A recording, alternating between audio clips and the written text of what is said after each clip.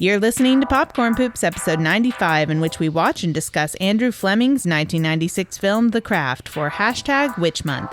If you'd like to sync this podcast episode up to the movie, go ahead and start the film and then press pause as soon as the title card reading Columbia Pictures Presents fades away. We'll get things started here soon, but first, here's a word from our poo pals over at In Session Film. Hey guys, this is JD from the In Session Film podcast.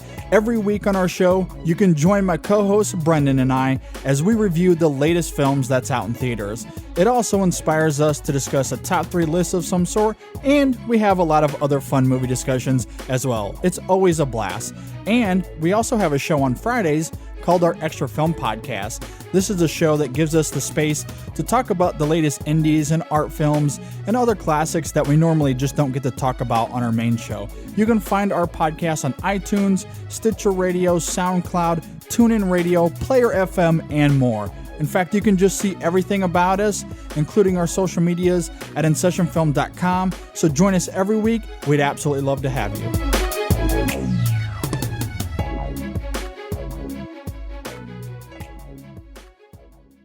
We are the Pumpkin Poops. Welcome to Pumpkin Poops, the best married couple movie podcast / commentary track hybrid audio program on the internet. My name is Jessica, and with me, as always, is my spoopy husband, Dustin. Hello, how are you? I'm doing good. How you doing? Doing very well. Today was an exciting day full of nerdy trailers. Saw the new trailer for Logan, the final Wolverine film, and the trailer for Red Dead Redemption 2, which is pretty cool. I'm a cowboy. I'll steal a horse I ride. I'm wanted, dead or alive.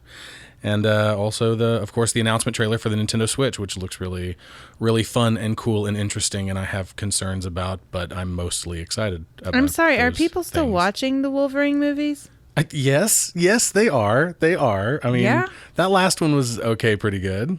I don't think have I seen any of them? I mean, No, I don't think you have. I like X-Men, Yeah, I mean, I like the X-Men movies but too. as I We understand, the covered- Wolverine movies are awful. No, the first one is a dumpster fire. The second one is not a dumpster fire. It's pretty fun and pretty good. And the third one looks totally different. It looks like The Last of Us or something, like dead serious shit. Wolverine's got a beard. It's awesome. My prospectus passed. for my Congratulations. thesis. That's wonderful news. So we both had very exciting weeks, mine full of nerdy trailer garbage and yours full of, advancing your life at garbage. As always, you can find us on our website at popcornpoops.com. You can subscribe to us on iTunes, Stitcher, Google Play, and YouTube. You can follow us on Twitter at popcornpoops, or personally, I'm at jcasperkramer. And I'm at Dusty Cram Cram. You can like us on Facebook, follow us on Instagram, follow our Twitch channel, The Pixel Poops, at twitch.tv/thepixelpoops. And of course, we have our shop where you can purchase things like t-shirts It's a good way to support us. and bags. You can also just give us money. That's cool. There's a donate button. It looks like a donut. So it's a donut button. And then you can go to audibletrial.com/popcornpoops and sign up for a 30-day trial in which you get a free audiobook. Can't lose. That's a win-win. That's what we call that. It is a win-win. But the best way to support the show, as always, dear Poopling, is to leave us a rating and review on the interwebs. I don't think the Pooplings quite understand that because we don't have a review to read this week. We don't? We don't. And it, it's cool. Like, if you don't want to leave us a rating and review, that's your choice. I mean, life is full of choices, and that's one that you can make. Or I guess in this case, it is that you don't make the choice to leave us a rating and review on iTunes or Stitcher, even though we would very much appreciate it, and we would be in your debt forever. But if you do want to help us out a whole hell of a lot, please consider leaving us a rating and review on iTunes or Stitcher, and we will read it on the show, and that's a lot of fun. Okay, so today we are still here in October, so that means this is hashtag Witch Month. Witch month. We have been watching witchy movies all month. Which movies? Witchy. Which movies? Witchy movies. Which movies? Witch movies? And today we will be watching Andrew Fleming's 1996 film, The Craft. Because of me. This is your pick. Let's get on with it. So let's go ahead and get things started. Sinker is press play at the beep after the countdown. Ready? 3, 2, 1. And we're off. With The Craft. I mean, definitely your favorite slumber party movie as a child, right? As a teenage girl. Yes. I once was a 13-year-old girl, so this was definitely my favorite movie at some point. No, I actually don't have any kind of history with this movie whatsoever, and watching it with you this week, it was kind of amazing watching you just sit over there on the couch going, oh my God, this is just so much of my childhood. This means this is so important. I don't know, like the feelings I'm having right now. And I'm sitting here watching this going, yep, this is not for me. Not a movie for Dustin. Not at all. Did you see we got earth, air, fire, and water here? We saw some desert and also, explosion. This movie is peak 90s. Oh my God, this is so 90s. Peak 90s you can just look at the cast here and see that the movie is peak 90s. And the soundtrack. The soundtrack has got so many bands on it that I don't even fucking remember, but they sound like 90s bands even if I don't remember them by name. This is the hour. Ours is the magic. Ours is the power. Now is the time. See, as soon as they open the movie with that little chant as they're like, doing whatever chanting. And the first thing that I want to do is kind of watch this movie through like a feminist lens. Right. And do like a feminist reading. Like, this is the hour. Ours is the magic, meaning, women. Ours is the power. Now is the time. It's kind of and like, I mean, when you're talking about Wiccan, typically it is pretty easy to do a feminist reading on stuff, right? Yeah. Because you're talking about the goddesses and all that kind of stuff. So, of course, we're hearing the song Tomorrow Never Knows by Our Lady Peace. Remember them? Our Lady Peace. Yes, I do. Oh, okay. Just reminding you. I know in the 90s, all you listened to was Weird Al and Christian rock. Remember the 90s? Remember Our Lady Peace? But there were those of us who listened to other things besides Weird Al and Christian music. So. Weird Al and specifically, not just Christian music, specifically Carmen. Oh, God. If you put on a Carmen album now, I'm pretty sure I could still sing along to some of this. I don't want to hear that. I don't want to hear those words come out of your mouth. I'm going up to a higher place, a higher level where the devil. No. None of that. Weird Italian guy rap. We will have none of that. Is. Oh my God, there are so many snakes in LA apparently. Are there? I mean, no. There's a joke that you could make about that. And like, yep, there sure are. They're called IP lawyers or something. That was a good attempt. I know. I mean, yeah, we just drove by a very real, very large snake. And this is supposed to be LA. They moved from San Francisco to LA because whatever, this is where we make movies because it's easy. So I get really, if you probably know, if you're a frequent listener of Popcorn Poops, that I really hate it when movies are set in LA. I'm just like, so you hate most movies? Oh, right. No, you don't hate movies that are set in LA. You just hate it that. Yeah, I hate it that movies are. I mean, but I feel like it's cheap, because it is. Speaking of literally. Cheap, I didn't get to mention this, but the floating text, like this shit, this is the last one directed by Andrew Fleming. The floating text looks just really cheap, right?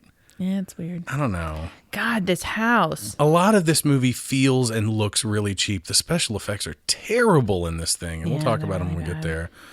And then we got this homeless dude, who guy. Also is in downtown LA. He's like, later. Hey, I found this snake, but I've already got 2 of these. You want this one, or maybe trade for it? I don't understand this scene in so many. You got a different colored one? I found this out back. You want it? Relax. What's the matter with you? Relax. And she just keeps screaming. I'm just like, no, really, relax. I ain't got a blue snake. You got a blue snake? I'll trade you for a blue one. And is this how we treat homeless people? We chase them off with fire pokers? There is some kind of biblical imagery there with the temptation of Eve by the snake in the Garden of Eden, right? And then there is this kind of repetitive or like this echo of imagery of symbolism with her kind of being haunted by snakes, and then later in the movie, of course, we find out that Nancy kind of identified like her totem or her spirit animal or whatever is a snake, right? She brings a snake to the Calling of the Corners on the beach, which is a key scene later that comes out of nowhere. I can't believe this for my life, that that a high school girl would choose to go to school when her parents were like, you don't have to yet, it's okay. Yeah, no way. I'll just hang out at the house. Well, maybe she's afraid that homeless dude will come back with more snakes. Okay. Maybe one of the trouser variety. Okay, whatever. That's a legitimate concern. But her parents are there unpacking. I think it's so appropriate that, like, there's these 4 witches that go to Catholic school. Well, no, that is totally appropriate, and I do love that. However, this is maybe the worst school ever, the worst Catholic school ever. I mean, the kind of people who are in this school. I think this song is, what is it? All This and Nothing by Sponge. Do you remember Sponge? No. Remember Sponge? No, I don't. I definitely don't. Okay, so this moment right here, this set up Nancy's character for me as a child, and also sort of set the tone for like how edgy this movie was when Bonnie's here saying that there's going to be an arrival of something. There's an arrival of something today, and Nancy's like, "Yeah, I'm getting my rag."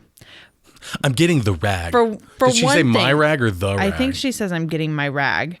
And first I want to talk about how I responded to this as a kid, and then I'll talk about my problem with it now. Which is, as a kid, I was just like, oh my God, we didn't talk about periods that openly. Like, girls did. Some girls did. You didn't live in Los Angeles. I'm sorry.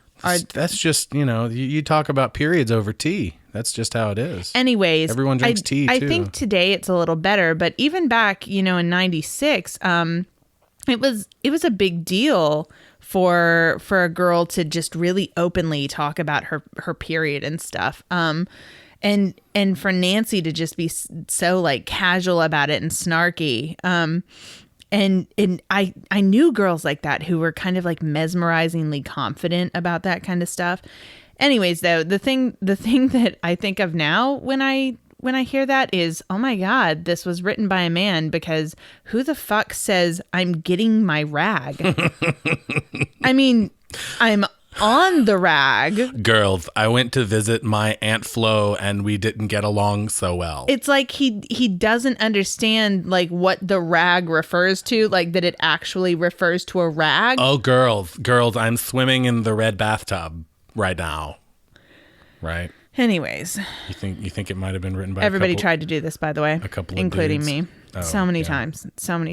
This French teacher's worthless. He fucked up the conjugation of fit. Yeah, that's what the internet told us, because we don't speak French. Typical American education. Oh my God. So many times I was like, if I could just get this chewed up pencil to spin on top of the desk. So we've got Neve Campbell here. We can see Neve Campbell in her kind of perfectly greasy hair. And then we've got Robin Tunney, who is what you might call the girl you would get in the 90s when you couldn't afford Shannon Doherty. And then, of course, Fairuza Balk playing, what's her name? Nancy. And Rachel True as Rochelle. Unfortunately, none of these actresses had incredible careers. I think all of their careers more or less fizzled out in the 90s. But Fairuza Balk was in a couple of fun things. Wasn't Neve Campbell? I mean, didn't she do okay? She was in Party of Five. She was in Scream this same year with Skeet Ulrich, who's also in this movie. Also playing a douchebag. God, he looks... There he is. Always high. Yeah, he's got one of those faces. He's got one of those always high kind of faces. Oh, God, I hate it so much. I hate that. I hate that look. What's up with all the cops? Is this an LA thing? In LA, do they just have a lot of cops in schools? I don't know. Our high school had one student resource officer. In Mount Juliet? Mm-hmm. We had one student resource officer. Yeah, I never saw him. Well, they stuck him down in the dungeon. That's where his office was. Yeah, we had a dungeon. It was the basement, but we called it the dungeon because we were edgy like that. We did call it High school edgelords. I mean, McGavick's a really big high school in Nashville. That's like the school that my family moved houses so that I wouldn't have to go to school there. Because it's not known as a fantastic or McGavick? safe school. Though now, I mean, they do have like really incredible programs and stuff, as I understand. However, Oh, really?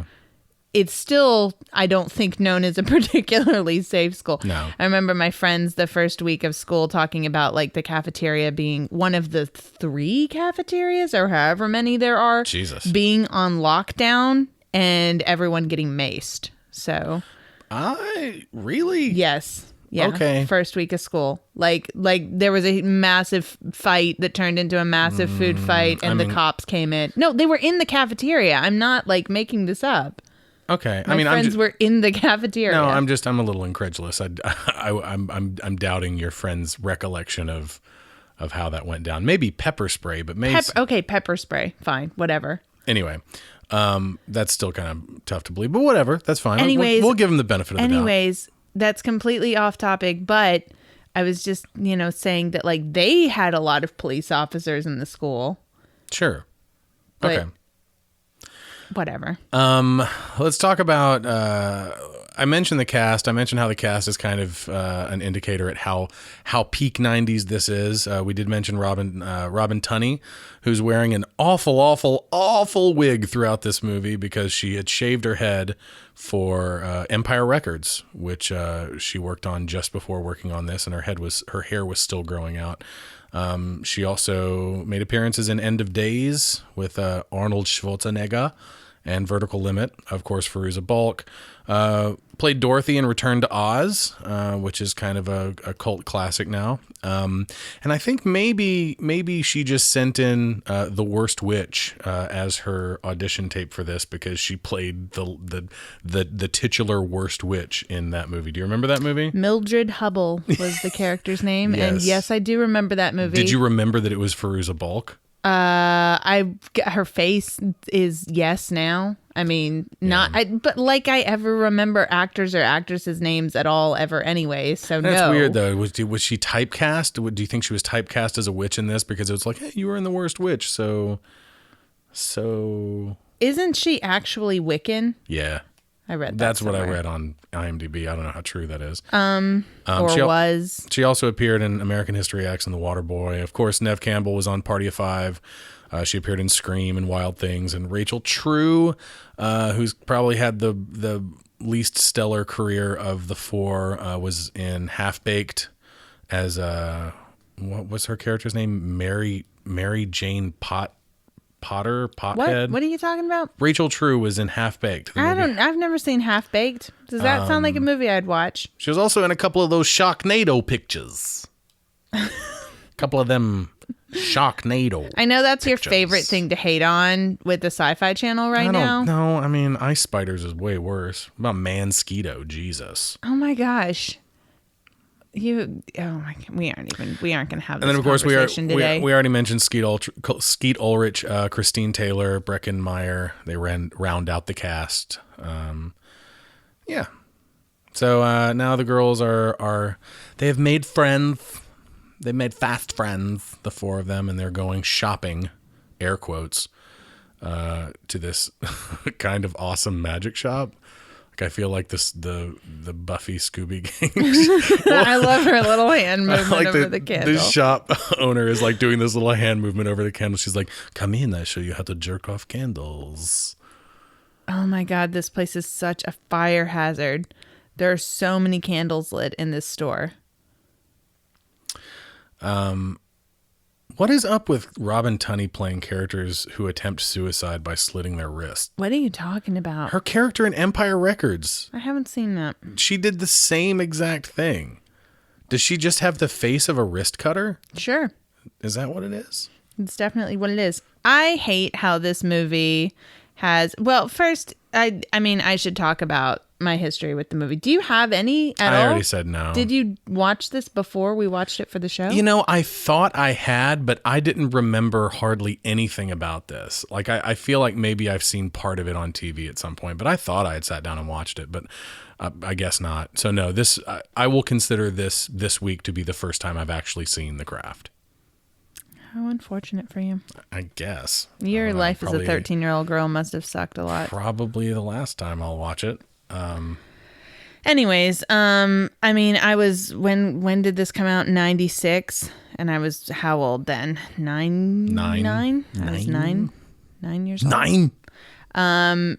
So obviously at 9, I don't think, gosh, we must have gotten it a couple years after it came out when we started watching it at slumber parties. I would say preteen years is when this started being big. Oh, that's where the title of the movie comes from. Did you see that? From the book that says The Craft? Yes. I had no idea. I totally missed that. Does she even say the name of the book? No, I don't think so. Okay, that seems like a kind of an oversight. Like we don't even get a close up of the book. It's like, this. Okay, so this is where it comes from. Yeah, I mean, whatever though. Like, it's always worked for me. I haven't ever thought of. I mean, witchcraft. Like, I've never thought of it as being weird before. Guess. But yeah, so like in my preteen years, me and my friends, and I had 4 friends. Well, there were 4 of us all together. I had more than 4 friends. Are you sure? But yes, but I had 3 friends who we would do magic spells together, and we had a book. We bought one of those like recycled paper books that like, you never write in, like they're really pretty, then you never write in them. Oh yeah, with like the rough edges. Yeah. And like we bought one of those, and that was going to be our spell book, and we all signed our names and then like never used it again. But anyways, so yeah, so hold on, this shot right here that we're about to get is pretty fucking brutal of this homeless guy getting run over by a car. Mm-hmm. It's not oopy goopy or anything, but it's just like he gets beat to hell by these tires. Yeah. Man. That's nice. I mean, it's obviously a dummy and it looks kind of bad, but I don't know. The idea of his head getting run over by that car is pretty fucked up. Anyway, continue. Anyway, so, so we wanted to be witches, and we had our little witch books, and we, tried to do spells and stuff. And like, that was a major part of my formative childhood, like, and going through puberty and everything was all tied to that. And we would watch this, and we would watch Practical Magic.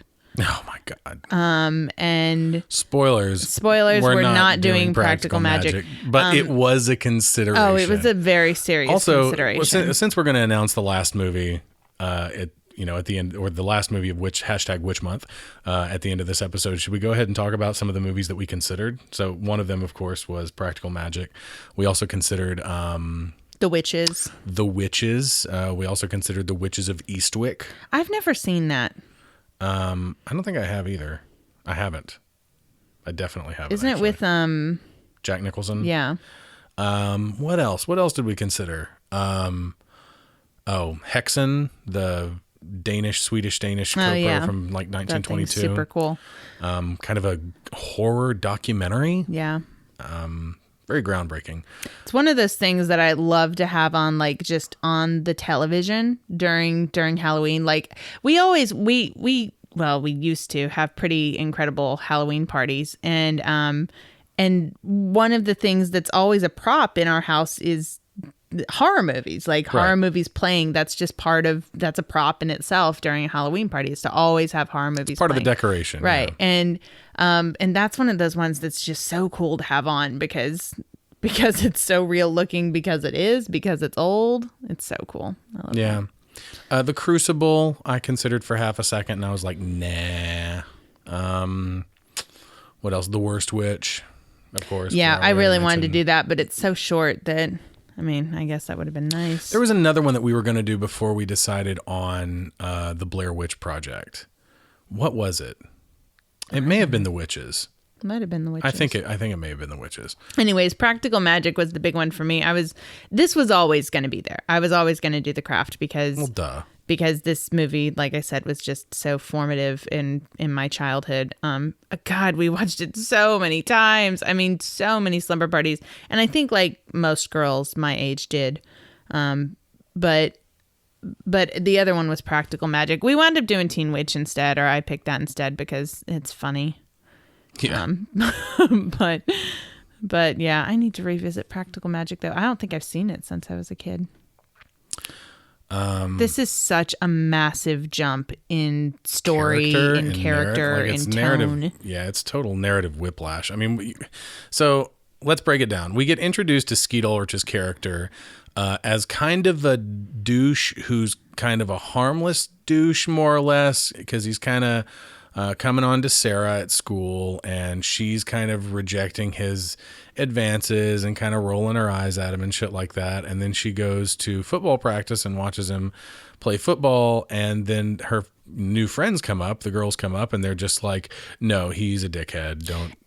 Nancy even says he spreads disease. I speak from experience. And I mean, I sit there and think, okay, so like STDs, right? Right. No, like, I don't want to be anywhere near him. Like, and I pretty much get the feeling it's like, okay, he's bad news. I didn't feel like she had any attachment toward him whatsoever. And then like they go out, you know, to this magic shop or whatever, and they're talking about Mark Maron. They're talking about Mark Maron, the deity that is controlling everything. He's in the rocks and the trees and the air and in the farts. The fake deity they made up for the movie. Right, Mark Maron. And then I guess Neve Campbell, who's sort of the cringy one who takes it all a little too serious. I mean, they all take it too seriously, but she's the one who's kind of, I guess, maybe like the Hermione, where she's just like, oh, it's all totally real and it'll fix any problem that you have. And then Sarah's all of a sudden just like, it won't fix everything. Nothing can fix everything. Nothing can fix and everything. then she like runs away all upset. And then she runs, she runs away to go drink and make out with what's his dick, Skeet Ulrich. And it's just like, God, it doesn't make any sense. Why would this character do this? Like, it really feels like one of those scenes where they were just trying. They were like, we've got to write some sort of transition here. And then like in this scene, he's a super dick. So he goes from being kind of a dick to, you know, her being warned that he's a dick, to her running off to him and be him, you know, for whatever reason she's kind of into him, like kissing him and shit and drinking with him. And then at school, he tells everybody that they fucked, and she's like, hey, that's not cool. And he's like, I don't give a shit. Fuck you. Peace out.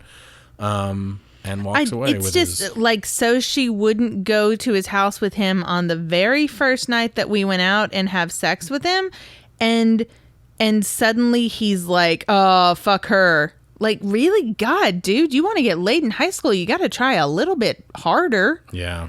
Than that. I mean, every single girl isn't going to break down on the very first night. Like, Skeet Ulrich totally has one of those like eminently punchable faces.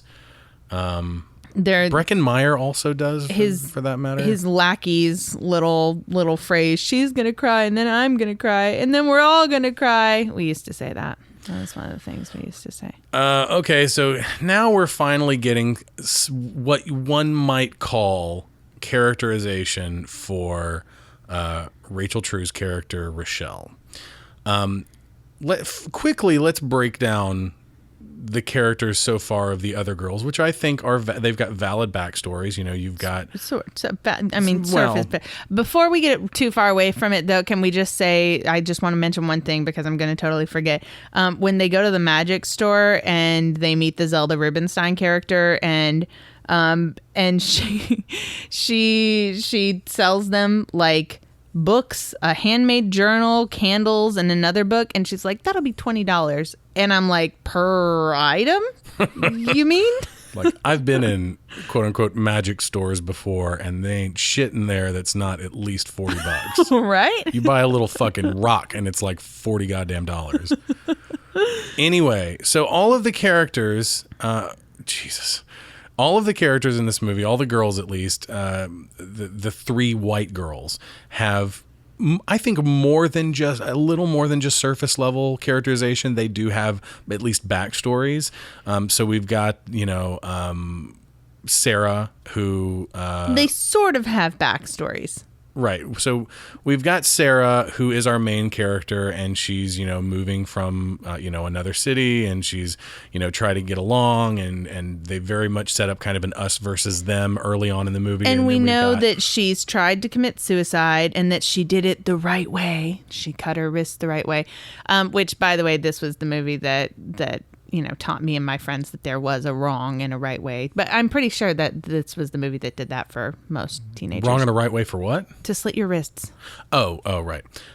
Yeah, okay. So she's got like suicidal tendencies, and then of course you've got Bonnie, who has body image issues. We're seeing her getting treated for this, this burn scars. This scene was always awful when I was a kid. The burn scars that are on her back, which we never learn where they came from. Are they burn scars? Are they? Because That's what they say. When do they say it? Early on, they say burn scars. Oh, okay. Pretty sure they do. I don't know. I feel like they just say scars. I think I am putting into this movie that it's not whatever though. It's not, because that's part of my problem with what we're talking about here is that we're saying burn scars, but I don't think they actually say it. I think this could be something else. It could just be a birth defect or something. But they don't like, she has scars, but that's it. But why she has them is beside the point. The point is that it characterizes her as someone with body image issues, which is, I feel like, in our culture, a very strongly female-leaning problem. It's a feminist issue, right? Right. So I think that's interesting. And then of course we've got what's her name, Nancy, who comes from a bad home life. And then we've got Rochelle, who deals with racism at school. Right. Like, I appreciate that the story is trying to deepen Rochelle's experience beyond just the token Black character. And I will say that up until that moment that we just had where she was dealing with Laura, the racist girl in her school, up until that moment, she had no characterization. There was zero characterization. And I didn't think she was going to get any. I thought she was just going to be around. But, I appreciate that they're trying to deepen that with, her experience with discrimination, not only as a woman, which we've seen, the other girls deal with, but as a Black woman. But the scene where Christine Taylor's character outright says she doesn't like Black people is way, way on the nose. Yeah. And furthermore, Rochelle's still the only character without any background or personality. Like, she doesn't have a backstory. She's entirely defined by what happens to her, not where she comes from, or who she is, or the choices she makes. Exactly. Yeah. It's all about what happens to her. It's very, very surface level. It's like making a random female character's whole characterization just that she deals with sexism. It's just like, well, yeah, of course she's going to deal with sexism. She's a woman, but that's not everything about who she is. Like, that's not her whole life. Also, this is a private school. You were talking before when we watched this in this scene about Bonnie having short sleeves on, and she doesn't. She's got a sweater on. She has a sweater on there? She had a sweater on, yeah. Okay. She had long sleeves. Yeah, but her hair was up and stuff. Her hair was up in that scene, and she had clips and stuff in her hair, and she was way more exposed. Well, there's another continuity issue later with her scars that I'm going to point out. Also, they go to a private school. You get even a stink of a racist student, even in 1996, and you've got a PR time bomb that you will swiftly deal with. I mean... And Christine Taylor's character's name is Laura Lizzie, which sounds like the name of a bleach blonde Fox News correspondent. So I guess it kind of makes sense that she's unapologetically racist. I mean, I believe that, I'm not, we live in the South. Of course, I know that people are still like racist to the point that they are verbally, openly racist. And Trump is running for president and is like really far. Of course, there are still people out there who are verbally, openly racist in our country. That's a way to say it. He's really far. He's way farther than he ever should have gotten. The point is that it's just really hard for me to believe, though, that kind of racism. I don't know.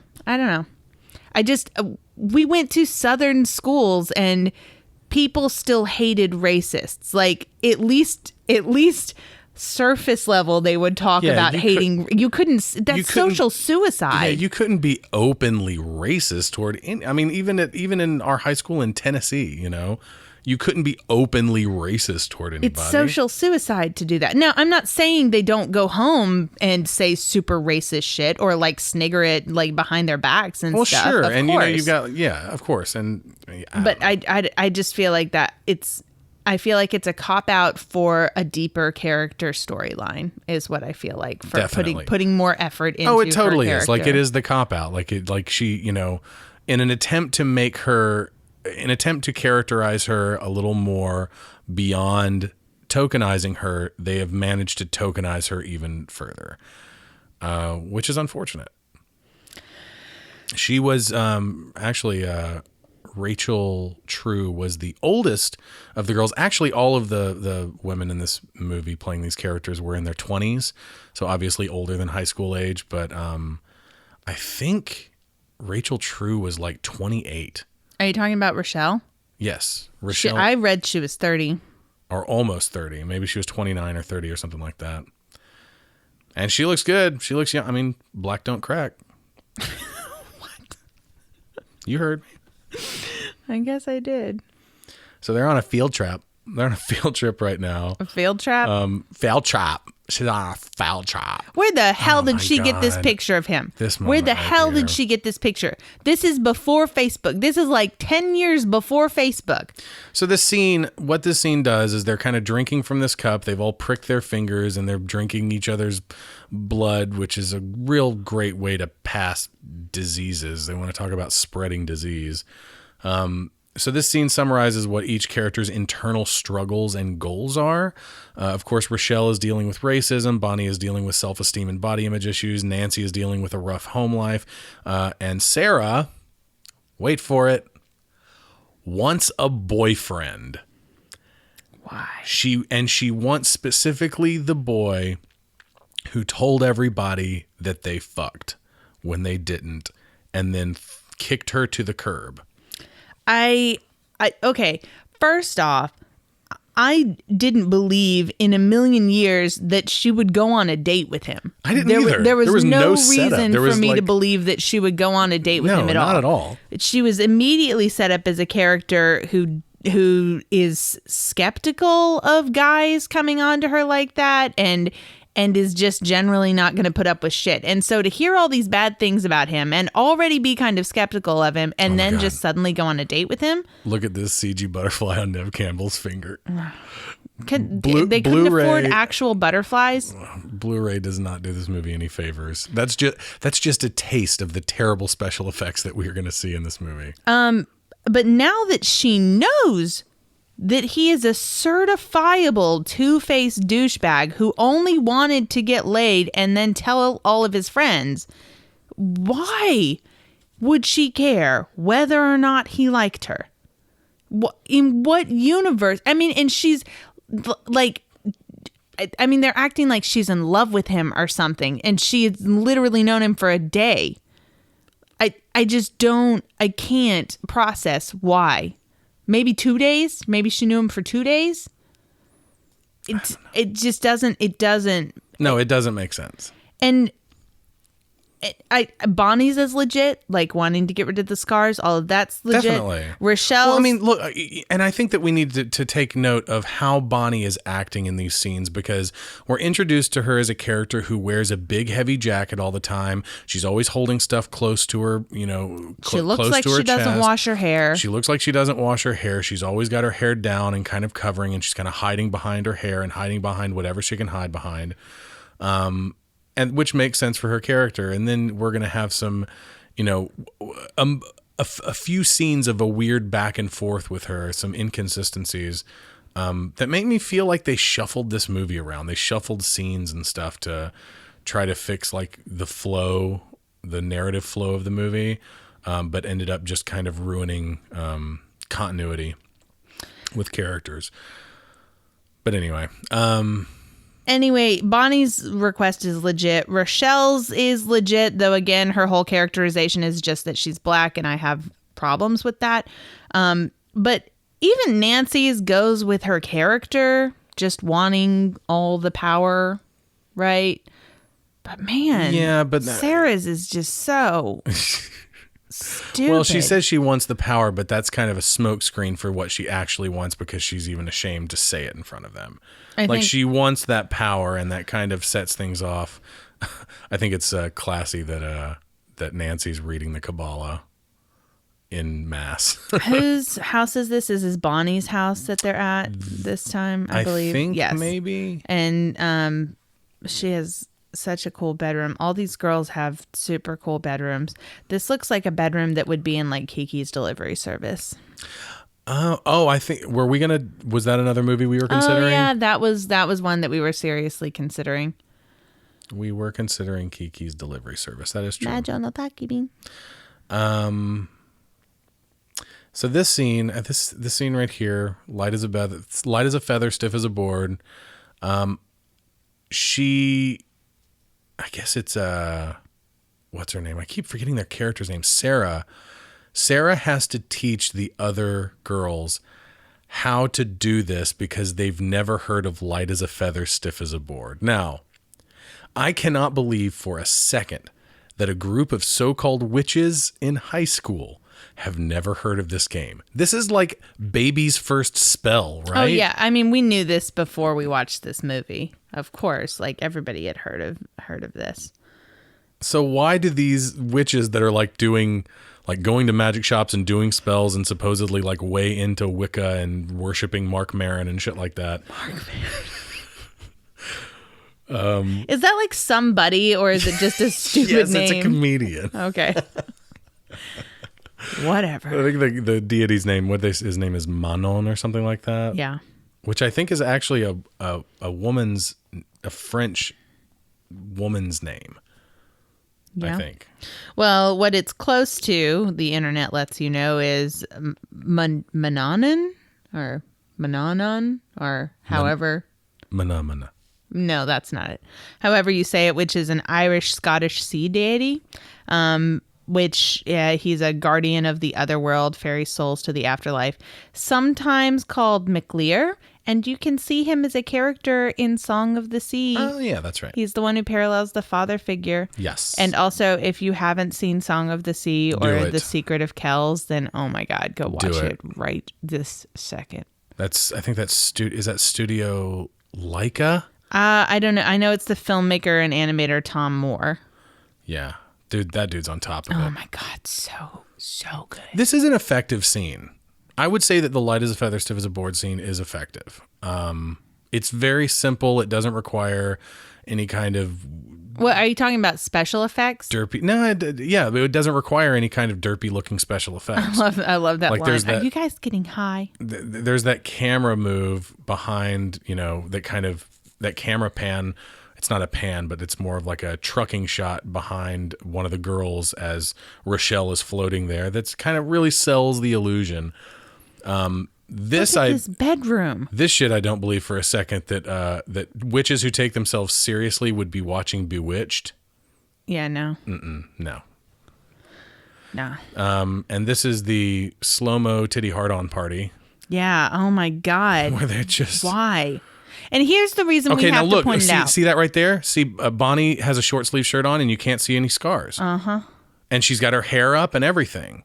So that's what makes me feel Right, but like you wouldn't be able to. Not where the scars are. they're all the way up her neck. Oh my! Then it's stupid. It's stupid. The whole thing I is all feel stupid. like this shot right here was supposed to be after. was supposed to be after she, makes her scars go away, after her spell works or whatever. But whatever, they put it before, and we've got her being confident and all of that, and then we're gonna act like she totally changes once the spell works, and it's stupid. There's no reason for that to happen. Christine Taylor's so good at being snotty. Is that the Laura character? Yeah. What was I trying to say before and you stopped me? Oh, the titty hard-on thing. Here's my problem with that. My problem with it is that the reason we have to point it out is because it's intentional. Don't let the movies fool you. Every time you see something like that, there was a director who was like, "Oh, good, her nipples. Can we make her nipples harder? We've talked about this before. Can we make them harder and put Okay. them really close to the camera lens? I like hard nipples." We have talked about this before. I can't remember what episode it was in. Maybe it was, I feel like it may have been all the way back in our House 2 episode Because maybe we were talking about like Amy Yazbek or something. But I do feel like if you've got a presumably see how far up the scars go on her neck, you Yeah, I could see what you're totally saying. see that. When you've got a presumably straight male director, or We see Nancy or being compassionate here, by the way. You can see her face, and she actually looks compassionate. Sorry, go ahead. again, when you've got a presumably straight and male editor and or director, and you're going through footage and you're deciding what shot is the best one of all of the takes that you've gotten, and one of the takes that your actress has erect nipples, and that's the take that you choose to put in your movie, I feel like you're making a deliberate choice there. Like, Of course you are. and I can't help but think that that's why that choice is made. And that, I mean, that it's distracting to me. It's just like, oh, okay, so you picked this shot because you can see their nipples. Cool, I guess. I mean, I have boobs that have nipples. And guess what? Most of the time, they're not hard. Like, it's so specific. And to have these shots where, they're just walking around, we've just got our nipples poking out, it's because a male chose for that to go in the movie. Right. It's just distracting to me. I'm not saying I have a thing against hard nipples. It's fine, whatever. Also, I don't know. Did you see the reaction shot of the swim coach's face? So after, what's her name? The racist girl, Laura Lizzie, discovers that her hair is falling out, and it appears that she's got a case of psoriasis of the scalp, also known as cradle cap. He turns around and sees Rochelle dive, and he's got this look on his face like, huh, that's weird. Her hair's falling out, and she just dove really well into the pool. I wonder if that's connected. Oh, I didn't get that impression from it. It's just a weird moment. Like, why? Like, there's this weird moment of like realization on his face that I don't Oh understand. my God. Isn't this moment like when you're watching the stuff peel off? Don't you just want to like peel it off? Oh, totally. It's Like, kind of just like, like, this shot right here was the hint for this episode. Only one person got it, and that was Marvin Becerra on Facebook. I totally would have gotten it. Yeah, it's really satisfying, like popping a pimple or watching like videos of staph infections being drained. Oh my God. That's awful. I was thinking Or more like of like, giant years old blackheads being removed. I was thinking more of like Yeah, I'm one of those guys. when you like take Elmer's glue and you put it on your hands and then you let it dry and then you peel it off. Oh, okay. Reasonable things. Yeah. Sorry. Yeah, reasonable things. So what was I gonna do you want to like talk theory? If you want to talk theory, that's fine. So when they were in French class before, there was some French up on the board that I'm not going to try to say because I can't speak any French. Is it the one about the treachery of images? Yes. So it translates. Does it translate into "this is not a pipe"? Yes. Okay. So I can't remember. I don't have it. I have it written down, but I can't starts with find like it. "ceci" or Ceci- some. ceci- However, Ceci n'est pas whatever. un pipe. Don't pretend like Ceci n'est pas like pipe. you know. If you speak French, please critique my French. Ceci n'est pas un pipe. Hold on. Don't waste your time. I'm like one of those tapes that you have to listen Where to. people listen to it and then they get it wrong. Ceci n'est pas un pipe. Anyways, it translates into "this is not a pipe." Ceci n'est pas. And the only reason I thought to look it up at all is because it's written twice on the board, pretty big, and it comes from the Treachery of Images Just a painting by right. Rene Magritte. by a surrealist painter, and there's a lot of like it's a picture of a pipe, and the words underneath it say "this is not a pipe," Right. And so there's a lot of theory that you can take from that. One of the big ones is you can get into Jean Baudrillard's Simulacra and Simulation, which we've talked about before. We talked about it on our Matrix episode, and I think we fucked it up. I don't remember how we fucked it up, though. But No, I think we just mispronounced it. But yeah, we talked about Baudrillard in our Matrix episode. So, like, if you want a lot more about it, then you can go listen to that. But I guess we at least fucked up pronunciation there. But anyways, so Baudrillard's like the same world as Foucault and Derrida and Lacan, a bunch of these post-structuralist guys who are all crazy about semiotics, even though I know Foucault didn't like labels like that, but whatever, fuck you, Foucault. I already used it. You can't take it back. Foucault, you. But like a lot of these guys, he was really serious about how signification and meaning only matter in terms of how signs relate. So what that basically means is like he's going off of Saussure, and he's basically saying that a cat means cat because it's not dog and not chair and not loaf of bread.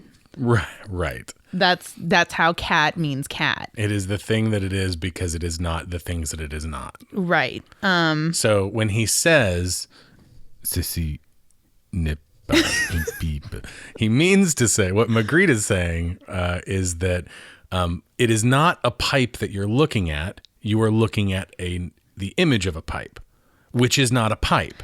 And also, Baudrillard gets a lot into like the nature of social relations being determined by how a particular society uses communication. And that's where the simulacra and simulation come in. And basically, it's like simulacra appear to refer to signified things, but they're really pretend representations that mark the absence of a real thing. So products come out before we have a need for them, creating a fake need for them, creating the absence of a natural need for something.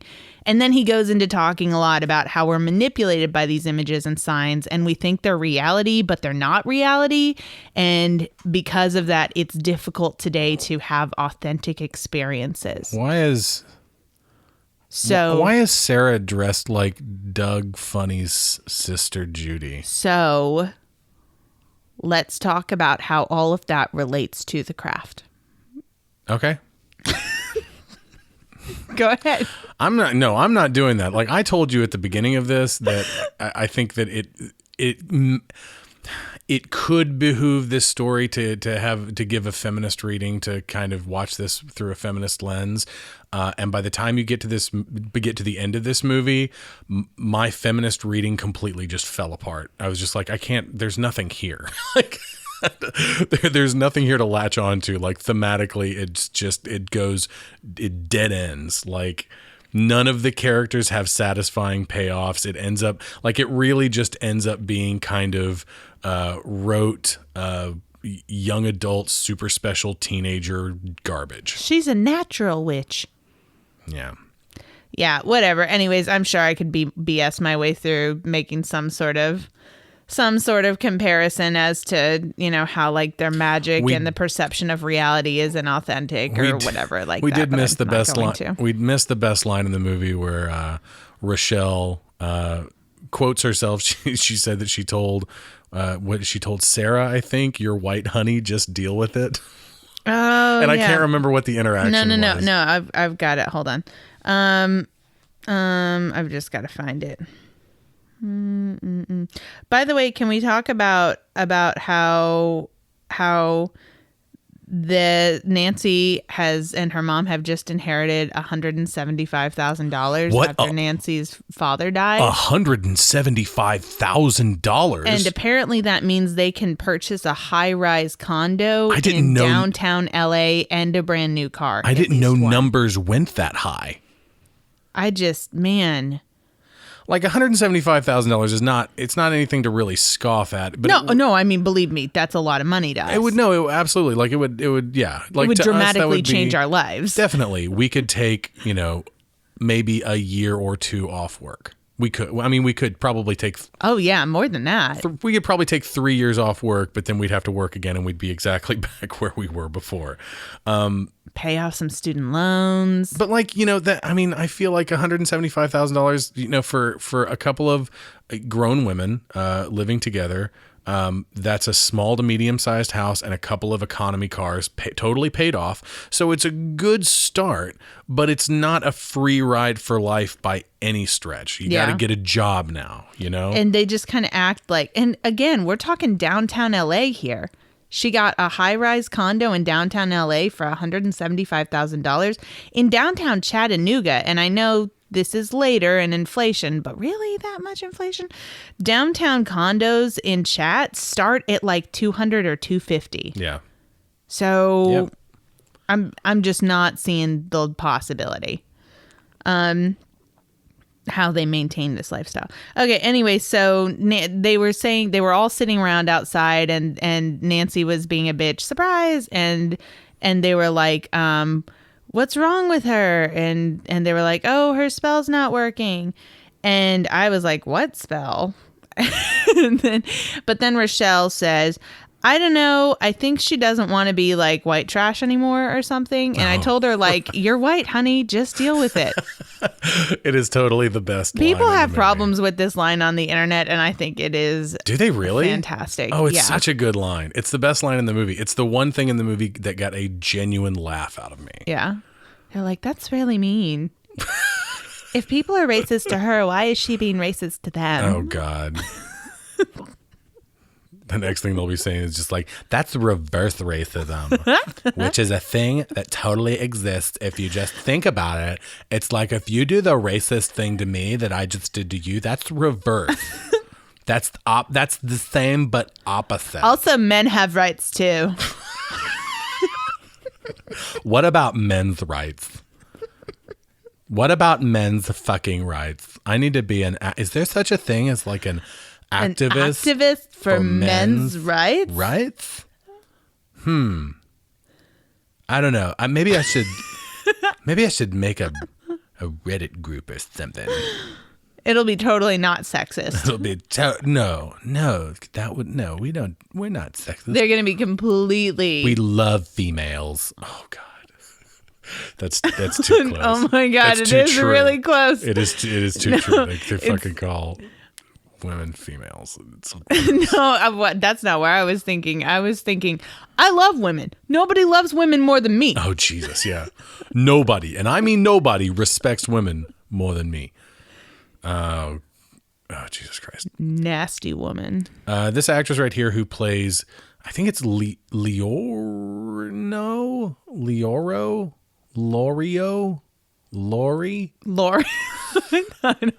I don't know. Whatever. Lorio, I think is maybe Lori. Lirio. It's Lirio. Okay, so she's Lirio. like the head witch in charge of this magic shop. Of the magic shop. And the actress is Not where Buffy and friends hang out. no. The actress's name, she's a Spanish actress by the name of Assumpta Serna. That sounds like a mispronunciation by John Travolta, like trying to. The wickedly talented and beautiful Assumpta Serna. Assumpta sounds like the name of a person who jumps to conclusions a lot, right? Sorry, I'm still thinking of John Travolta saying it. The wickedly talented Assumpta Serna. My name is Stephanie. How the fuck did you get that out of my name? Fuck that up.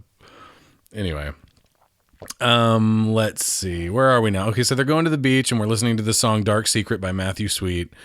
This is the scene where they kind of like, I don't know, like almost summon the Kraken, it seems like. Oh my God. We skipped over a scene when they were at school.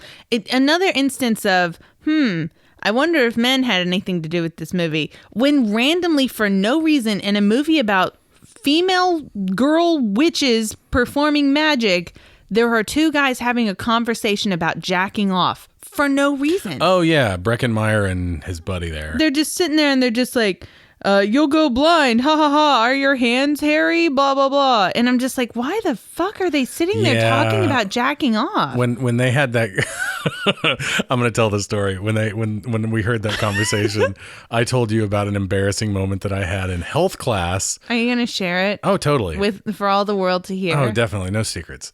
I had this embarrassing moment in health class when I was in like 9th grade. So I was like the tender age of 13 or 14, maybe somewhere in there. And this girl that sat next to me in class asked to see my hand. And she looked at it and she goes, "You've got jack rash." That means you jack off. And that's gross. And like, you know, being like 13 years old, I didn't know if jack rash was like a real thing or not. And I just look at my hand and I'm not denying it, but I'm definitely not going to corroborate like what she has apparently sleuthed out of my palm. But I'm just looking at it like, oh God, like, You idiot. Can you know that? I had girl books that told me all about my body. You needed some boy books, apparently. No, I had the internet. So we didn't talk about the fact that, what's her name? Bonnie shows up and it's after her scars have come off. And she walks into class. And the only thing that is different is that she doesn't have scars on her shoulder and neck anymore. That's it. Well, it's also the only thing that is different. Well, that's not true. No. I'm talking about what's actually different about her. Okay. And she comes in and suddenly she's super cocky and she's, "Sorry, my pedicure ran late." And she's also super attractive to the point that the boys are like stuttering over themselves. It's just ridiculous. Yeah.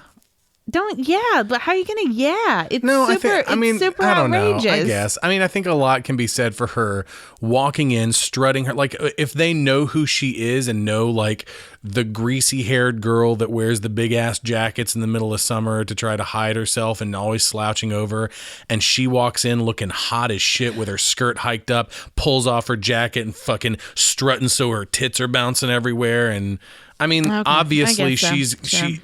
I don't know, like. I just, on the day when they go to the field trip, by field trip, I mean they skip class. On that day when they're sitting in lab, her hair is up. She has jewelry on. She has makeup on. She may still have her sleeves covering her arms, but she's not in like a big trench coat and stuff. She doesn't look really that much different. Like this doesn't really look that much different from that. Like at all. I don't know. I think I disagree. No, go back and watch that lab scene. Okay. The lab scene specifically. Maybe the lab scene specifically, but in general, I don't know. I think the transformation is pretty convincing. But, you know, this looks like dog shit. So they all like stand up as though they hadn't seen it, but they were staring in this direction. So I don't know how they didn't see it. And then also, how did they not see all the stuff that's right there down the beach? Like, they're about to turn and be like, "Oh my God." Because all the whales and stuff, all the sharks are beached on them. Poor sharks and whales. And I don't know how they didn't see it. Yeah, Nancy walking on the water looked like hot shit. It looked terrible. So one thing, Nancy, when they do the glamour spell and they're like changing their hair color and stuff, and yes, I mean that's what we all wanted to learn how to do as young girls. We wanted to. You wanted to learn how to change a terrible wig into a worse wig? Make our hair color change just by running our hands through our hair. I have a bunch of notes about this scene. Can I go through them, please? Hold on. I just wanted to say in that scene, Nancy is like, she says she wants a smaller ass. And that's not the first comment like that in this movie where she's being paranoid about her weight. And I wonder if there's supposed to be some subtle, well, I'm sure they didn't think this hard, but you could definitely read some subtext in here about anorexia or something because she is super small. So anyway, let me go through my notes about this scene before it's over right this second, because it's about to be. There was an official website for the film that said the crew had to return to this location, the beach location, a second time to complete filming because it was interrupted by several weird occurrences that even caused the witch consultant Pat Devon to raise an eyebrow. As the fog rolled in at midnight, the four actresses used actual Wiccan rites and language to invoke powerful forces. Then, as Fairuza Balk's character Nancy attempts to invoke the deity Mark Maron, a flock of bats hovered over the set and the tide rose dramatically, extinguishing the circle of candles. Witchcraft consultant Devin recalls that Mark Maron, a fictitious creation for the film, sounds very close to Manamana, the Gaelic god of the sea. Luckily, we weren't all swept to sea, director Andrew Fleming was quoted. Every time the girls started the ceremony, and only when they would start the ceremony, the waves would start coming up tremendously fast, pounding heavily. Then right when Nancy says her line, Mark Maron filming. Right at that exact moment, we lost power. It was a very strange thing. One of the writers, Peter Filardi, said that each of the four main girls represents the four elements, which we see in the movie. Sarah is earth because she is more grounded. Listen to this. This is good. Sarah is earth because she is more grounded than the others. Bonnie is air because she sees things that others don't. Like what? So she was the first one to see Sarah's powers, and I don't know. And Rochelle, let's do Nancy. Nancy is fire because she is intense and unpredictable. I'm kind of getting shaky here. Rochelle is water because of her interest in swimming and diving. What?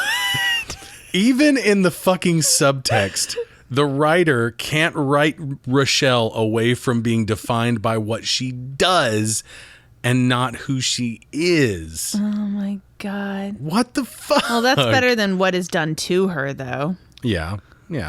But I mean, that was one of those things throughout this movie where I was like, why don't we have a real story about that? Why don't we have a real story about the diving? Why is she afraid of the high board, but she dives? Right? Like, she's obviously in some sort of swim club, so this is something she's chosen to do. We don't see the other girls doing any clubs. This is something she's chosen to do, but she's terrified of it. Why? So what is this, right? That's an interesting story. That's a way more interesting story than that she's a black character, and that's all we get. Okay, so this scene right here is part of the problem for the rest of the movie. So Laura's hair is falling out, right? Laura Lizzie's hair is falling out in the shower after swim practice. But this feels like the second part of the earlier scene where we first see her hair falling out. Like, this is the same day that happens in. It's just after swim practice, even though this is clearly days later. Like, they've gone to the beach and done, summoned Mark Maron into Nancy and and I don't know, this looks like it's weird. It looks like they just split the scene and put it in 2 different days. So what happened over the course of the day or two that she was losing her hair? Okay, here is the bigger problem. The bigger problem is that in that scene, we see Rochelle be sympathetic to Laura. Yes. We have a moment where she follows the hair trail, and it's this grisly scene, and she is visibly upset by what she has done, and she looks upset by what she has done. Right? And we're going to have her and Bonnie. Oh, and in the previous scene when they were driving around in the car, Bonnie is suddenly mean. All of a sudden, Bonnie's mean. And it's ridiculous. Like, okay, I can believe that that her character would become more confident and perhaps even take it to an extreme after she gets her scars removed. But she's suddenly mean, and we don't see her be mean when she's being confident and cocky until we're in the car scene. And then all of a sudden she's nasty. She's kind of mean.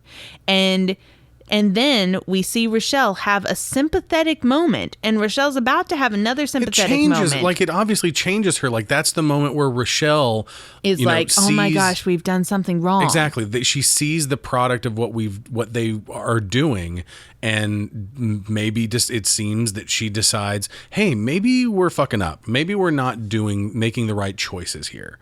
Right. Which was alluded to in the previous scene when they're driving around, and Sarah's criticizing Bonnie for being so narcissistic. And so the natural progression of these characters is that after that we have at least Sarah and Rochelle, if not all of them, start to realize that they've done something wrong. Right. Maybe all of them but Nancy, I guess. I think that it would make sense that, you could have it split down the middle where Rochelle and Sarah. And we've developed more of a connection between the two of them.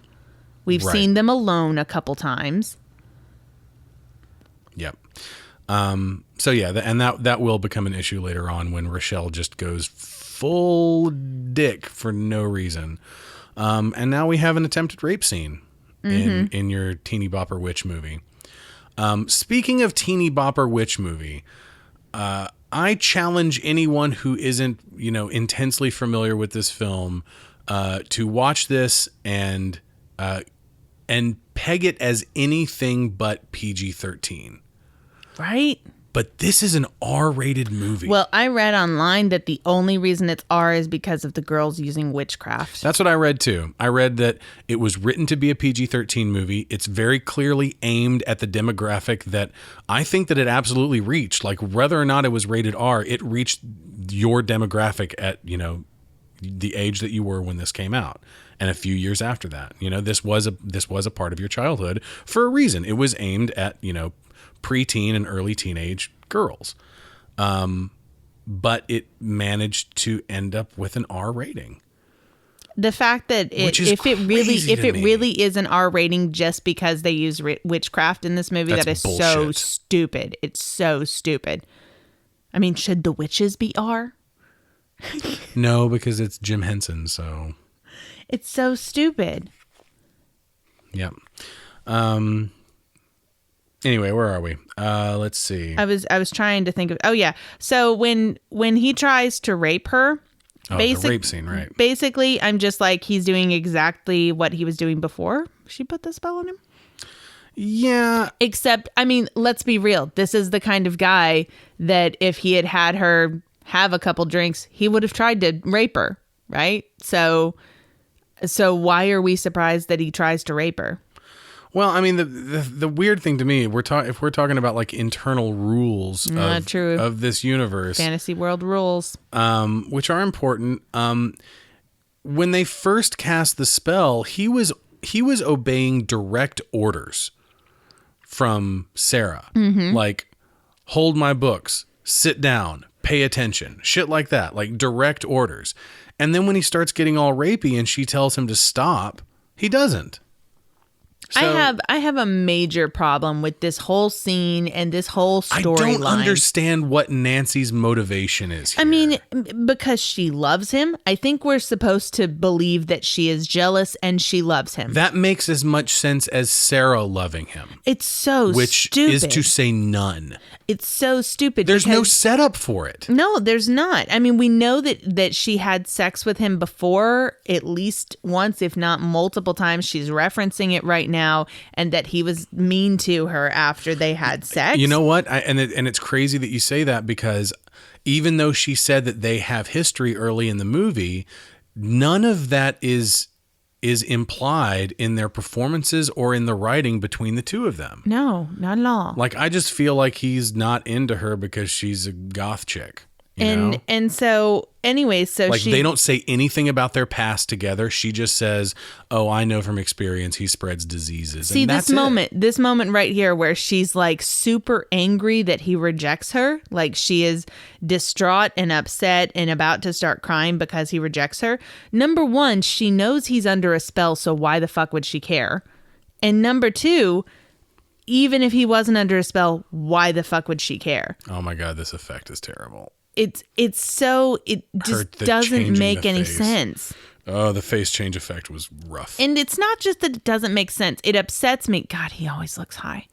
It upsets me that is such a big point in this movie, that is such a big plot line, is this super douchebag, horrible guy who tries to rape girls and lies about having sex with them and expects them to have sex with him on the first date, and that's the only thing he wants and cares about. And two of our main characters are obsessed with him, and a lot of the movie revolves around their relationship with him. Right. That is so fucked up.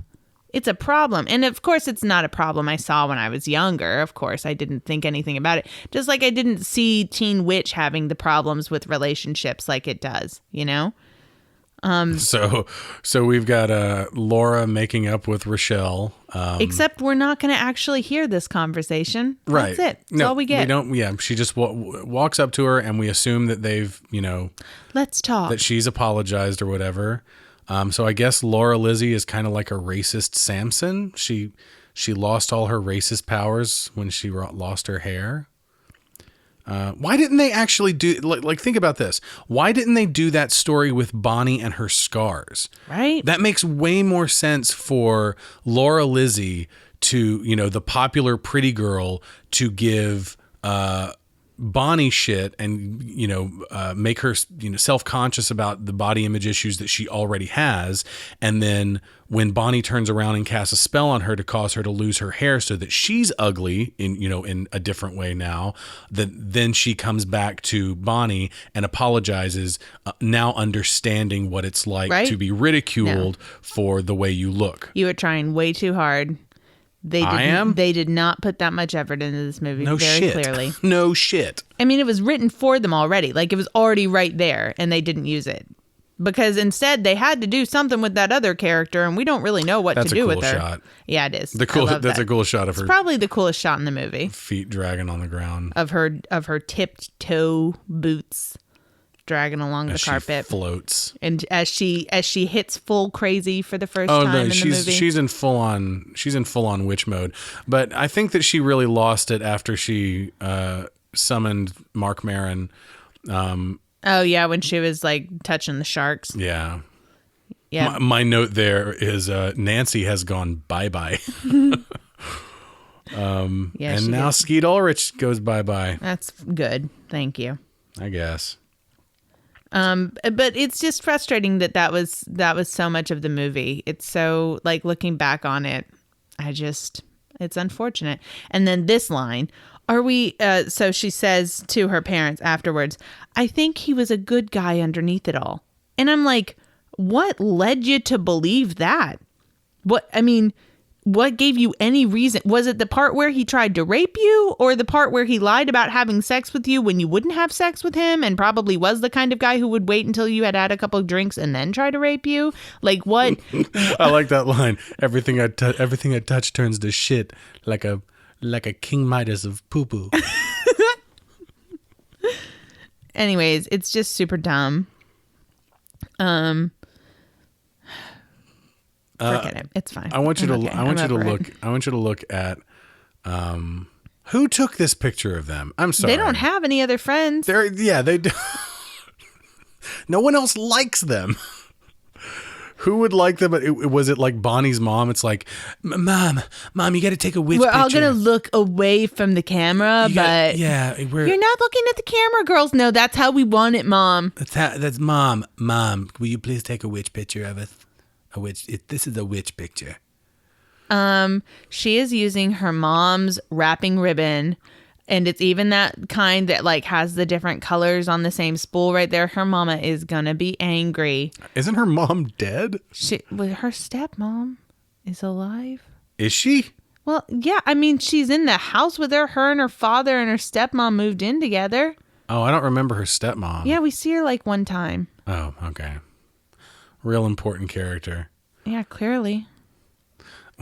When I see that shot of the three girls fly through the window and right here, it just makes me think of Hocus Pocus. Yeah, it is Hocus Pocus. I just wish it was Bette Midler and Kathy Najimy and Sarah Jessica Parker. I was going to read you. It was fun, if I can find it. I've got some... Oh, look at this little baby bed she sleeps in. Why does she sleep in such a little baby bed? Look at this girl up against the locker. She was like, what? And now she's like, oh my God, there's the girl who's the star of this movie. Oh my God. Oh my God, look, it's Robin Tunney. Okay, so I was going to read top grossing witch movies of all time. Okay. So number 1 is Blair Witch with more than 140 million. Okay. And the only other number I'm going to give is number 2, just so you can see how big that gap is. Number 2 is The Witches of Eastwick, and it's about 64 million. Wow. That is a massive jump. Yes. Okay, so after... It is, but you've also got to understand that The Witches of Eastwick came out in the 80s. So then... So you're talking like maybe a difference of 10 years of inflation. I mean, it's still a big jump, but... It's still a big jump. I think you should even with inflation. It, with inflation, I think it's still a big jump. It's still going to be like almost double. Okay, then after that is Bewitched. Ugh. Oh God, I'm glad we didn't even consider that. Why would we? And then Hansel and Gretel Witch Hunters. What?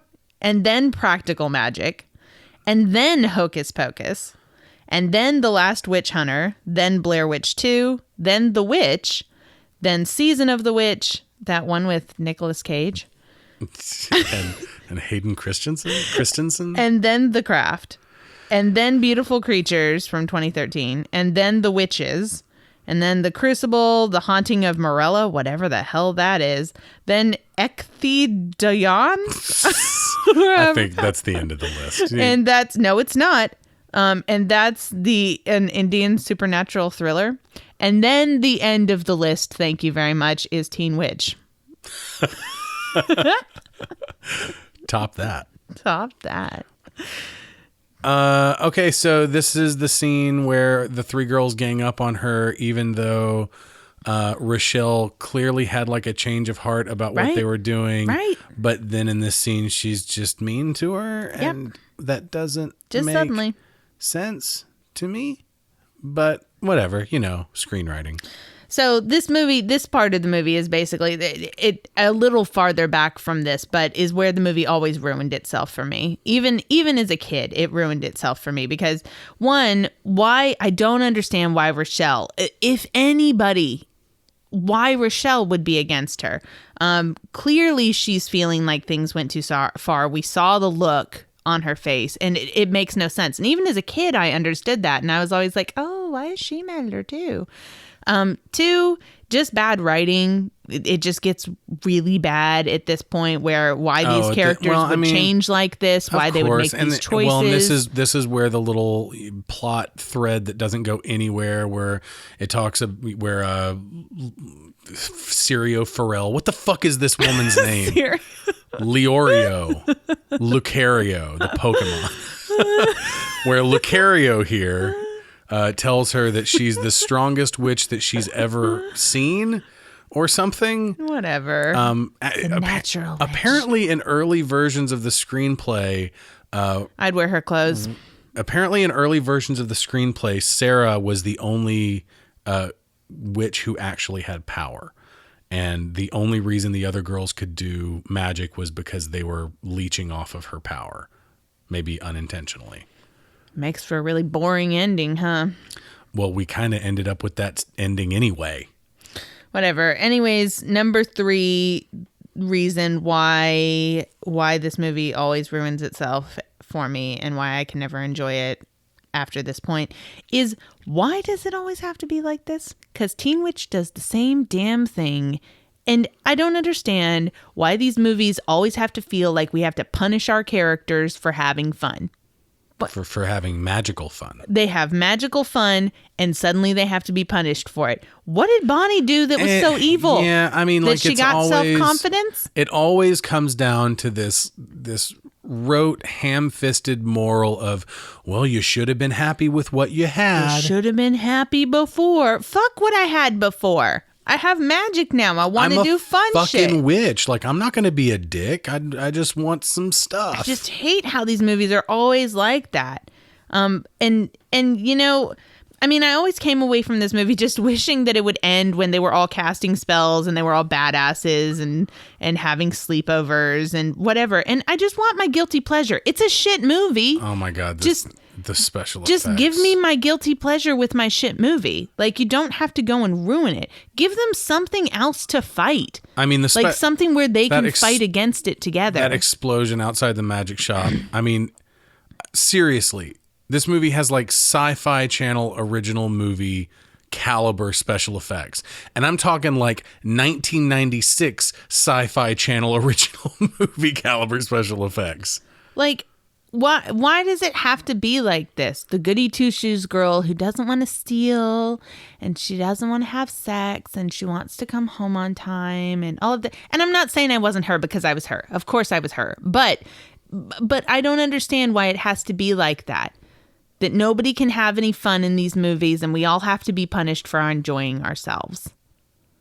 God. I don't know. So angry. Why would she believe that her family was dead? I don't know, but it's kind of weird how far they stretch this idea of the glamour spell. So there's a little bit of setup with a glamour spell early when, you know, she changes her eye color and she changes her hair color, and then Nancy uses it to change her face and hair into Sarah to trick Chris into having sex with her. And then they call Sarah at home and have her turn on the TV and convince her through a fake news report that they put on TV that her parents have died in a plane crash because they suddenly picked up and flew out of Los Angeles to go back to San Francisco. Do glamour spells work that way? I mean, I know glamour spells aren't fucking real, but this movie, the rules in this world are very whatever. It's whatever we want to happen in this particular scene. And we skipped over the line when they were in the bathroom and Nancy was being really mean. All of them were being mean for no reason. And Sarah was like, "People are dead, Nancy, Chris and Ray." And we're all like, who the hell is Ray? Yeah. I mean, we had to really think about it for a minute because we were like, is it that homeless guy? It's Ray the homeless dude, but why would she know his name? It's the stepfather. Right. Whose is it? Nancy's stepdad, who she caused to have a magical heart attack. Aren't we better off without him? He was clearly a horrible person. Again. So all the snakes. Yeah, so I have a Why did it note have to about be it. snakes? I've got it. They brought in over 3,000 bugs, rats, and snakes to film this scene, including a boa constrictor that was more than 10 feet long, which I really would have liked to have held. It must There be he is. him. Oh, look at him. Look at your screen time. You're so beautiful. I wish I could snuggle The him. maggots are pretty gross. Maggots are When always she goes gross. into the bathroom and sees the maggots like overflowing out of the toilet, it's pretty. Yeah. And the scorpions in the sink. This is Scorpions are awful. Roaches are horrible things. This Ugh. is some fucking Silent Hill shit right The maggots pouring out of the toilets and the roaches pouring out of the vents there that's pretty terrible. But rats and snakes don't do it for me, guys. Not even a little bit. Not even, I mean, by do it for me, I mean like it just doesn't, whatever. I don't know that we saw this, but in this scene, when she rushed upstairs, she passed a whiteboard with the name Gustav Klimt, which is the name of an artist whose works were denounced for their eroticism. He was also known to have a common theme of the femme fatale, or women who were empowered and strong, which is obviously thematically consistent with shit going on in this movie. And so I was also looking up like California snakes, and I looked up a bunch of common California snakes and expanded the search a lot, like outside of LA, and found that like for dangerous snakes in California, you've got rattlesnakes, but those are pretty easy to spot, right? Why did Nancy just turn on the shower? No reason. So Sarah's hiding in the bathtub, and Nancy comes along and opens the shower curtain and taunts her a little bit, and then before she runs off, just turns on the shower. 'Cause she's crazy. Oh, she just passed the whiteboard that I saw. It said Gustav Klimt. And apparently there's also a sea snake in California, which lives in the ocean. Why are we And that sounds talking like about a demon. this? Because they're the only poisonous snakes, only venomous snakes in, let's say venomous will be correct. Venomous. The only venomous snakes in California. So I don't know what she's so scared about. Obviously, these aren't sea snakes. And obviously, I mean, she'd know if they were rattlesnakes. So what are we so worried about? Also, let's talk about how everyone who's depressed doesn't hallucinate. So that's not logical. Right. And that's our reason for all of this is when things were really bad, I started hallucinating and I saw snakes and bugs everywhere. Number one, we don't know what the hell really bad means. We don't know why. Was she just depressed? Was it just depression? Is that all it was? Not that just depression isn't a problem, but like, was there a reason? Did something happen or no? Like, we know nothing about her character in terms of that. Well, I mean, they give us about as much backstory for her as they do Bonnie's for scars. Bonnie, yeah, Bonnie's scars. Like, she has scars. Who cares why she's got Who cares them? why?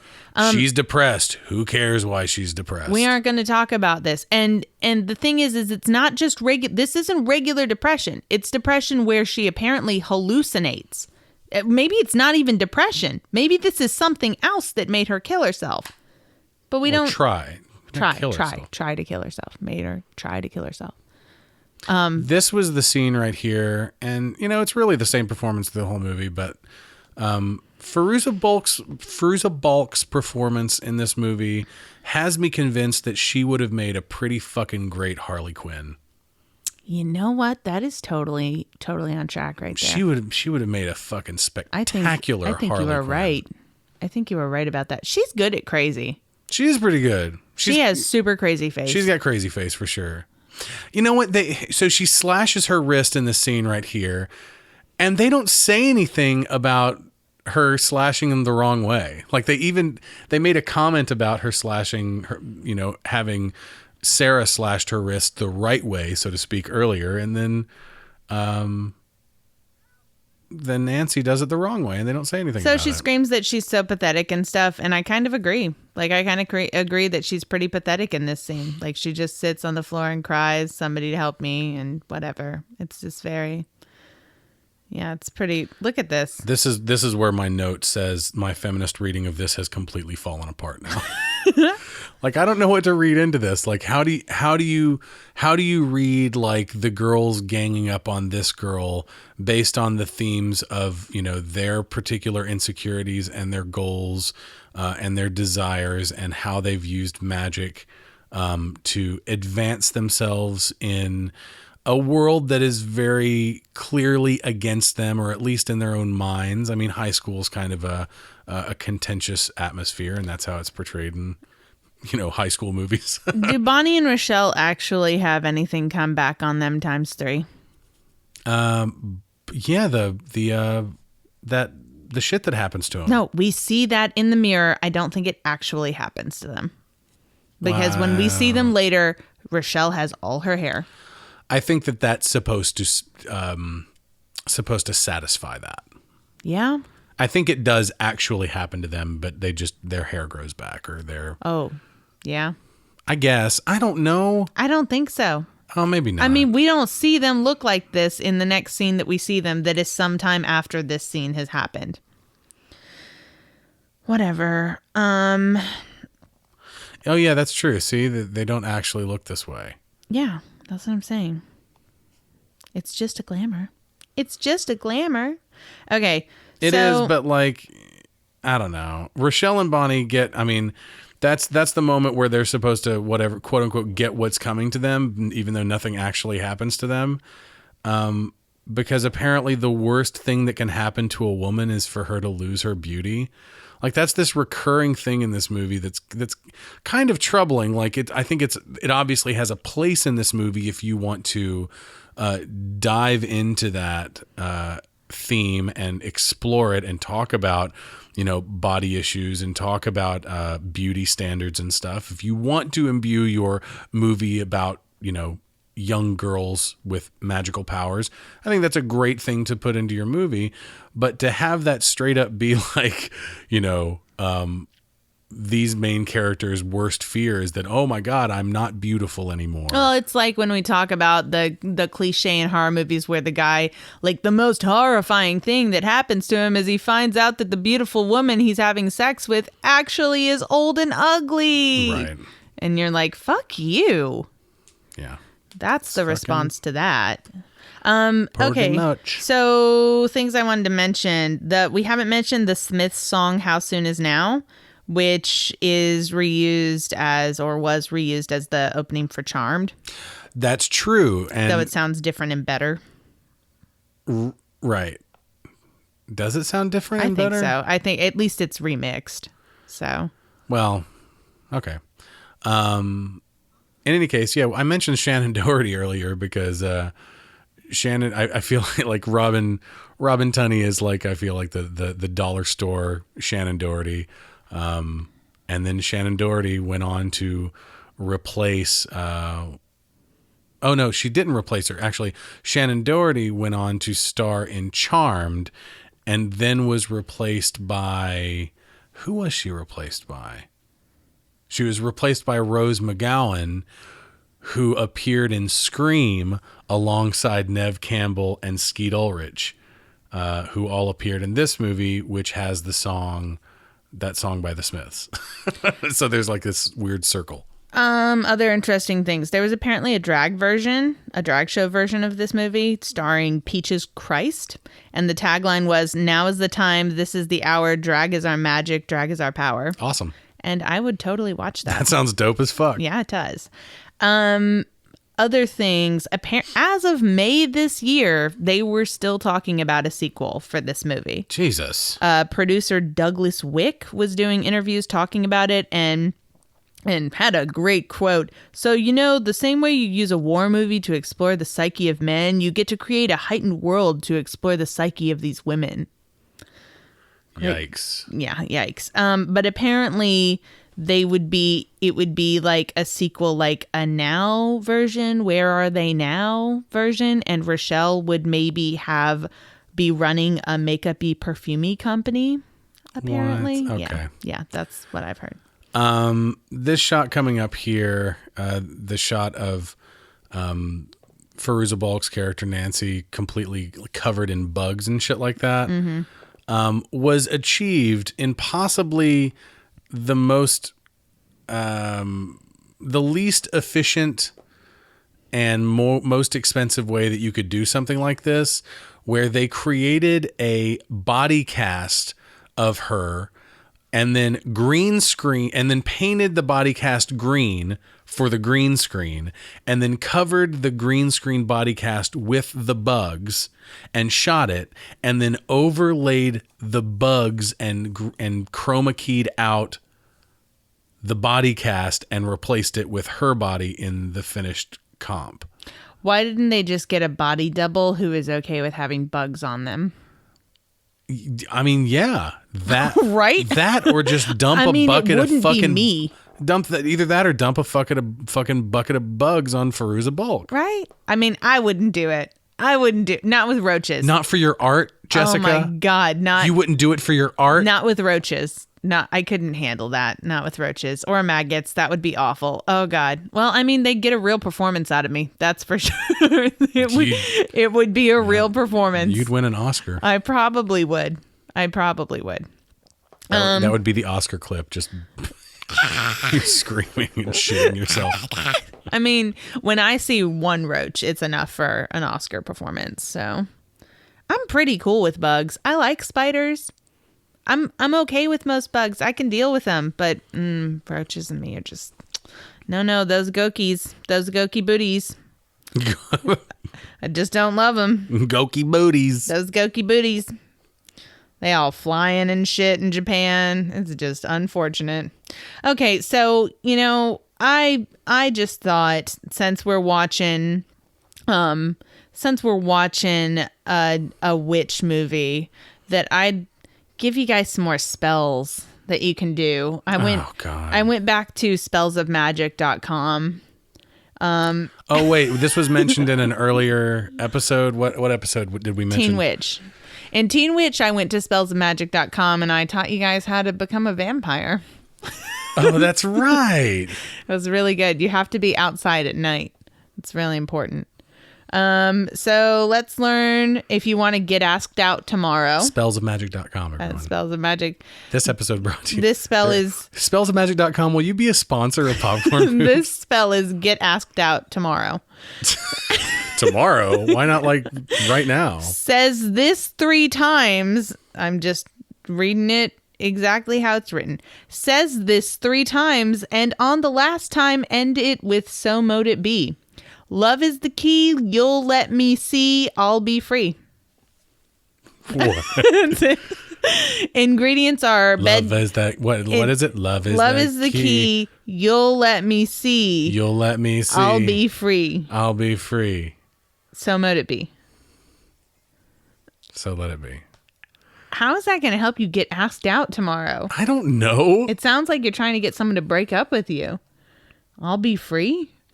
Anyways, the ingredients. I don't know about this final magic trick that Sarah played against Nancy, where she like just dissolved into something, dissolved into the shit on the floor. The ingredients for that spell were bedtime and a voice, in case you were wondering what you need.